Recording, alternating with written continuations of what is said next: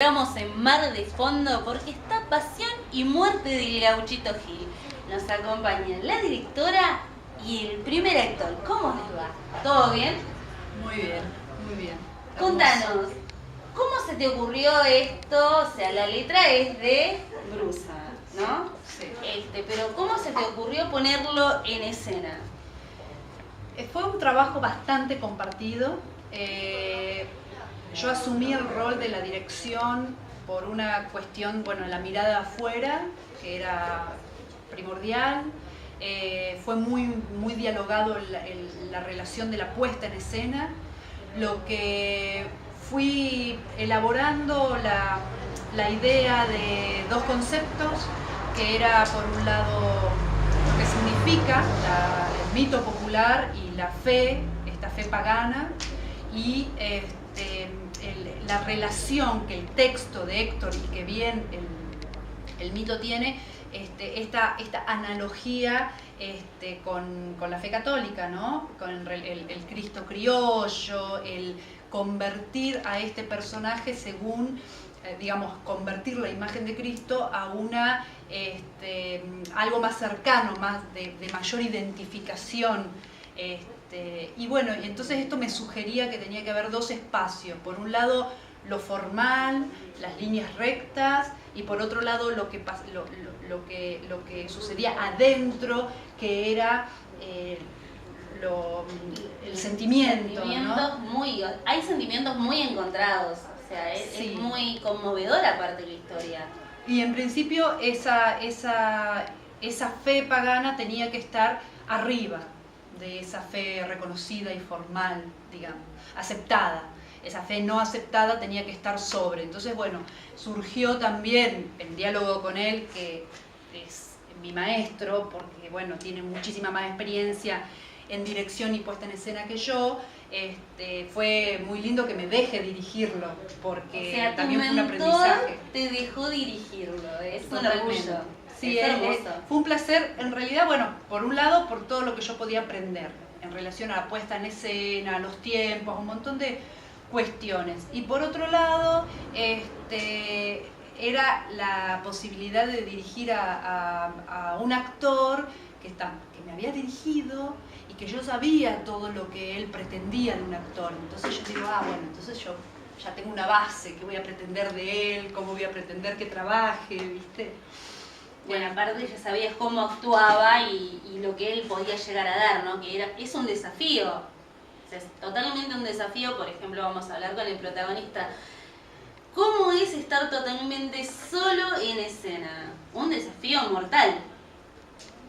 6 o 7 años que estoy haciendo este trabajo y ha ido mutando en el sentido que yo tengo la sensación que en los primeros, hasta hace muy poco, la temática, todo esto me desbordaba, me ponía muy ansioso. De hecho, hoy, por ejemplo, fue una función que yo trato de bajar la ansiedad porque hay mucha energía dando vuelta.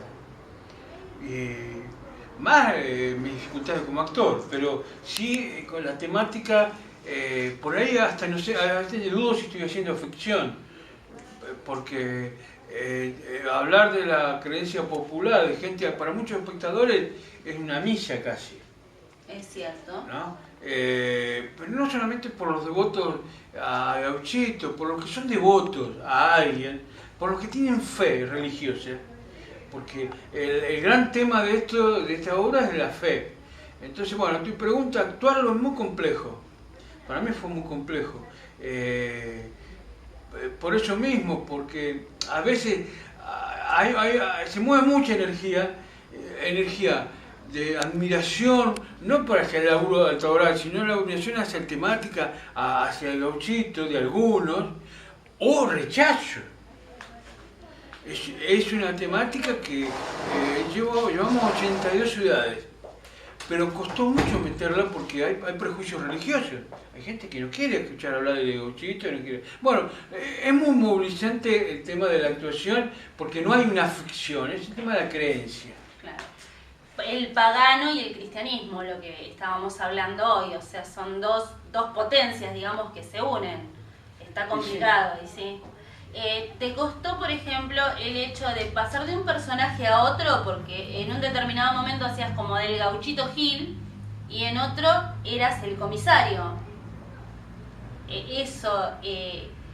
Las emociones, porque se notaba mucho la emoción que ponías en cada una de las facetas que pasabas.